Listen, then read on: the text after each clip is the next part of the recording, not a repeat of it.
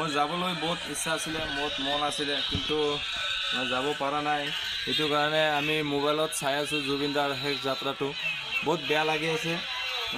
আজি আমাৰ ভিতৰত মৰমৰ জুবিন দা নাই।